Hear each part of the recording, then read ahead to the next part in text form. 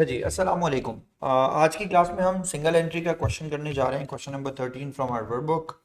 फिर उसके बाद आपको सर मैं लाइक ये सारे क्वेश्चंस होमवर्क में दे दूंगा। Khalid owns a wholesale business selling electrical goods. He does not keep the proper accounting records, but able to provide the following information. अच्छा, इस क्वेश्चन को स्टार्ट करते वक्त मैं आपको पहले एक बात बताऊं, ये क्वेश्चन बहुत पुराना है। उस वक्त पेपर में यूजुअली होता ये था, ये ट्रेंड सेट होता था कि अगले पार्ट को भी पिछले पार्ट से कनेक्ट किया जाता था। इसकी एग्जांपल आप अभी समझ जाएंगे। तो ज़रा गौर से क्वेश्चन को देखिएगा और मेरी बात को रियलाइज़ कीजिएगा। सर लिखा हुआ balances at January 1st 2014। Motor vehicle की कॉस्ट गिवन है, मोटर व्हीकल का प्रोविजन फॉर डेप्रिसिएशन गिवन है, fixtures and fitting at cost given है, fixtures and fitting at provision for depreciation given है। सर क्वेश्चन के अंदर सर आपको यानी कॉस्ट और पीएफडी ये वाली वैल्यूज भी गिवन है। 2 मिनट दीजिएगा बस, ज़रा कुछ बच्चे ऑनलाइन आ जाए। डन। सर लिखा हुआ आपके पास ट्रेड रिसीवेबल्स है, ट्रेड पेबल्स है, इन्वेंट्री है, pre payment for 2 months of the property rental है, फिर जनरल एक्सपेंसेस हैं, फिर कैश इन हैंड है। फिर उसके बाद आपके पास सर क्वेश्चन के अंदर जो वैल्यूज गिवन है उसमें एक वैल्यू आपके पास कैश इन हैंड का ओपनिंग गिवन है, फिर बैंक की समरी गिवन है। बैंक में आपके पास क्रेडिट कस्टमर्स वाली बात गिवन है कि इसका मतलब है क्रेडिट पे आप कुछ बेचते खरीदते हैं, कैश सेल्स बैंक गिवन है। बैंक का जो क्लोजिंग बैलेंस है वो ओवरड्राफ्ट है। फिर पेमेंट टू क्रेडिटर सप्लायर्स है, ड्राइंग्स है, प्रॉपर्टी रेंटल है, जनरल एक्सपेंसेस है, परचेज ऑफ मोटर व्हीकल है, वेजेस एंड सैलरीज है, फिर मोटर एक्सपेंसेस है। तो सर ये आपके पास रिसिप्ट एंड पेमेंट अकाउंट की जो वैल्यूज हैं वो गिवन है। फिर उसके बाद क्वेश्चन में आगे देखते हैं, कैलकुलेट खालिद ओपनिंग कैपिटल। अब मैं आपको पहले तो एक बात बताऊं कि सर ये जरा थोड़ा पुराना क्वेश्चन है, तो आपको करना ये चाहिए कि आपको पूरा पार्ट पढ़ लेना चाहिए, इसमें आगे भी इंफॉर्मेशन हो सकती है। सर खालिद ने ओपनिंग कैपिटल को कैलकुलेट करना है, उसके लिए सब नीचे एडिशनल इन्फॉर्मेशन में क्रेडिट सेल्स है, कैश सेल्स है। इसका मतलब है कैश सेल्स और क्रेडिट सेल्स हमें क्वेश्चन में इस बार गिवन है।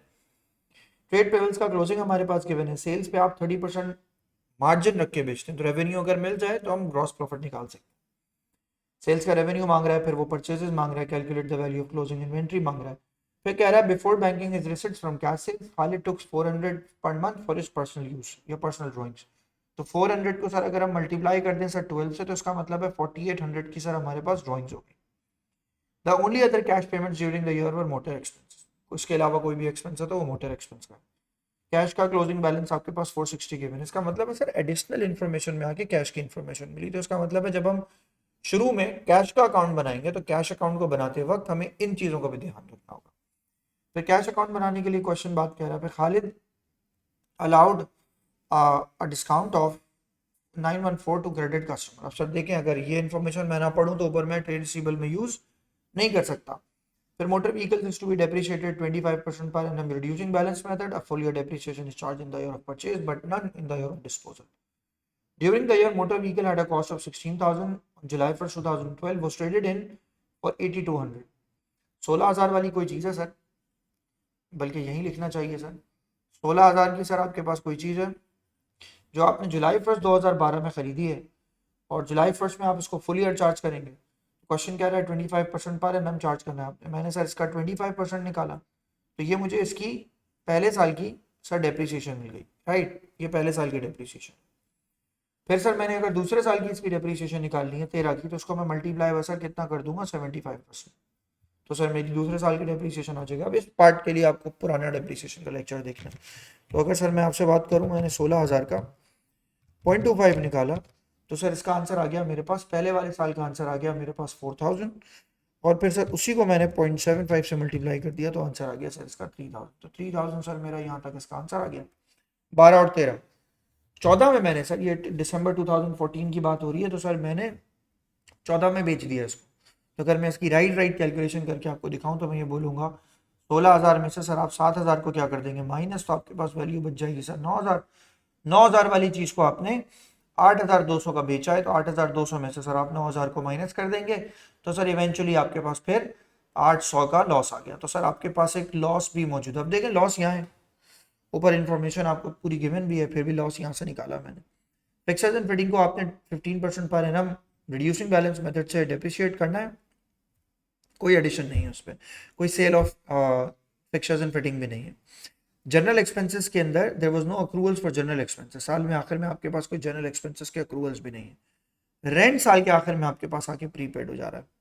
तो सर अगर अब मैं इस क्वेश्चन को, मैंने इतना क्वेश्चन नीचे तक पढ़ा पूरा कंप्लीट, उसके बाद अगर मैं क्वेश्चन को सॉल्व करने जाऊं तो मैं सबसे पहले सर कैलकुलेट करूंगा इसके अंदर ओपनिंग इन्वेंट्री। सर मैं अपना कैलकुलेटर रखूं पास में ताकि सर मैं इसके साथ साथ इसकी ओपनिंग इन्वेंट्री या कैलकुलेशन ओपनिंग कैपिटल कर सकूं। सर सबसे पहले तो ये कि मुझे क्वेश्चन के अंदर से 38,400 मुझे लिखना चाहिए सर, इसके अंदर 38,400, उसमें से मुझे माइनस करना चाहिए सर 12,600। मैंने सर इसमें से 12,600 को सर माइनस कर दिया। फिर सर 41,940 मैंने यहाँ लिखा सर 41,940, मुझे इसमें से माइनस कर देना चाहिए सर 22 प्रोविजन, इसका कितना है सर 22,680 मैंने सर इसको माइनस कर लिया। फिर मैंने इसको प्लस किया, प्लस करके मैंने सर फिक्सर्स एंड फिटिंग लिखा सर 22,680, मैंने लिखा सर 22,680, प्लस कर देंगे सर इसके अंदर ट्रेड रिसीवेबल्स 266,610 266,610 26,000 कुछ गलत लिख दिया मैंने, एक जीरो एक से ज़्यादा कर दिया सर मैंने। सर मैं यहाँ के लिखूंगा 0। ट्रेड पेबल्स सर इसमें से मैं माइनस करूंगा 19,920 सर मैंने इसको माइनस कर लिया। इन्वेंट्री की वैल्यू सर मैंने 33,500 सर इसमें ऐड की। फिर सर मैंने इसके अंदर से pre payments of the property rental 3750 sir मैंने इसके अंदर प्लस कर लिया। फिर सर मेरे पास 360 कैश इन हैंड है तो मैंने 360 को ऐड किया, प्लस मेरे पास बैंक सर 4110 है, बैंक को कभी मत भूल जाया करें। 4110 तक की सर मैंने इसके अंदर आके वैल्यू लिखी। तो सर इवेंचुअली सर मुझे इसका आंसर मिला 93,060। सर ये मेरे लिए बन गया मेरे क्वेश्चन का ओपनिंग कैपिटल। इन सबको मैंने सर टोटल किया तो मेरे पास सर इसका ये आंसर आया, राइट।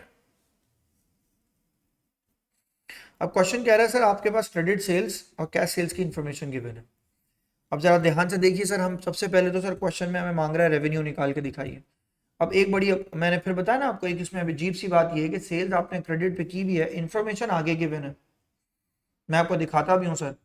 बैलेंस ब्रॉड डाउन निकालूंगा सर, ट्रेड रिसीवेबल्स मेरे पास सर गिवन है क्वेश्चन में 26660, तो सर मैंने यहाँ के वैल्यू लिखी सर इसकी 26660। मैं दोबारा देखूं सर यहाँ के 26610, यहाँ आ गया सर आपके पास 10, यहाँ लिखूंगा सर मैं सीडी की वैल्यू सर मेरे पास है नहीं, क्रेडिट सेल्स मेरे पास 193,400 की गिवन है, मैंने यहाँ लिखा 193,400, ये सर मेरी क्रेडिट सेल्स है। बैंक की वैल्यू सर मैं यहाँ लिखूंगा, बैंक मुझे बैंक से मिल जाएगा, बैंक की वैल्यू सर मेरे पास क्वेश्चन में गिवन है और वो गिवन है सर 2,02,70, सर मैंने लिखा 2,00,270, मैंने यहाँ लिख दिया सर 270। फिर सर मेरे पास डिस्काउंट अलाउड, अब ये बड़ी इंपॉर्टेंट बात है कि सर इसका डिस्काउंट अलाउड आगे गिवन है 914 का, which is the confusing thing. 914 पुराना क्वेश्चन है, माफ कर देते हैं सीआई को। सर फिर अगर हमने ये क्वेश्चन कंप्लीट कर लिया तो हमारे पास इसका आंसर आ गया 18826। अब हम सर क्रेडिट सेल्स निकालेंगे, क्रेडिट सेल्स ऑलरेडी हमने निकाल ली 193,400। कैश सेल्स सर हमारे पास क्वेश्चन में गिवन है 15,180, हमने यहाँ लिखा सर 15,180, तो सर टोटल हमारे पास इसका बन रहा है सेल्स का, आई बिलीव सेल्स का रेवेन्यू हमारे पास बनता है सर इसका 208,580 सर, ये इसका टोटल बन गया। तो हमने सर यहाँ से ऐसे सेल्स निकाल ली। अब हम परचेजेस में जाएंगे तो परचेजेस के अंदर सर हमारे पास इसी तरह इसका परचेज लेजर कंट्रोल अकाउंट बनेगा। तो sir purchase ledger control account बनाएंगे तो सर यहाँ पे ब्रॉड डाउन लिखेंगे, यहाँ पे सीडी लिखेंगे, यहाँ पे बैंक लिखेंगे, इसके अलावा क्वेश्चन में कुछ है नहीं। तो ट्रेड पेबल्स का सर आपके पास वैल्यू गिवन है जो वो है 19,920, सर मैंने यहाँ की लिखी वैल्यू 19,920। फिर सर सीडी वैल्यू मैंने इसकी निकाली, तो सीडी वैल्यू सर इसके पास यहाँ पर आ रही है सर इसकी ट्रेड पेबल्स की वैल्यू आ रही है सर आपके पास 21,590, यहाँ लिखा मैंने सर इसके अंदर 21,590। बैंक की वैल्यू सर क्वेश्चन में निकालूंगा मैं, तो बैंक सर मेरे पास आ रहा है सर 134,750। फिर सर आपके पास यहाँ क्या आ जाएगा, यहाँ आपके पास आ जाएगा सर इसके अंदर परचेजेस।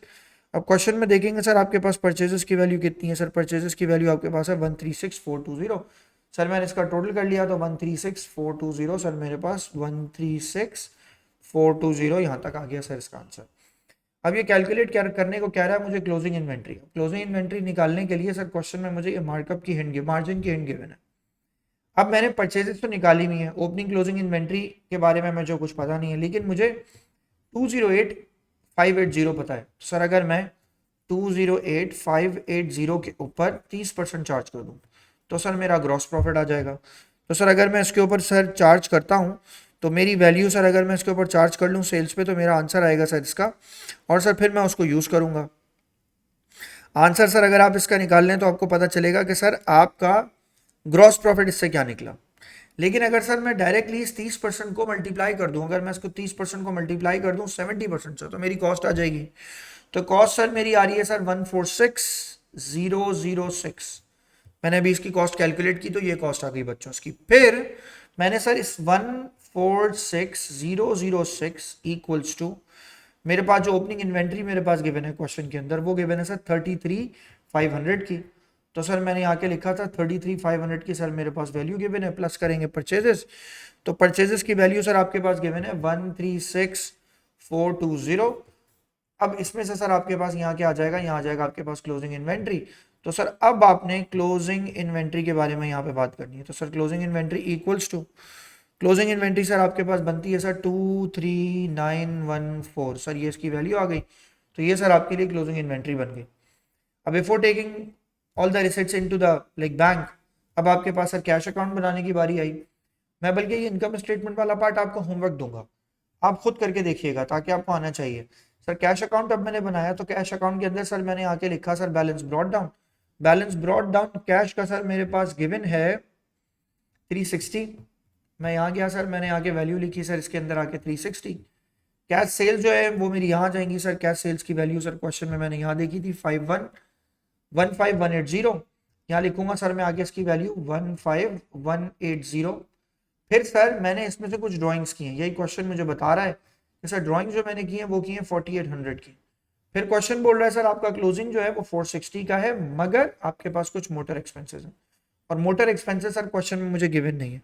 तो अगर सर मैं इसका टोटल निकाल लूँ यहाँ पे तो सर मुझे पता चलेगा कि इसका बैलेंस क्या है। प्लस याद रखिएगा सर आपने कुछ पैसे बैंक में भी तो जमा कराए, याद आ गए मुझे। सर बैंक में आपने पैसे जमा कराए, कैश सेल्स बैंक 9675, तो आपने सर यहाँ के लिखना है सर 9675, ये आपने बैंक में जमा करा दिया।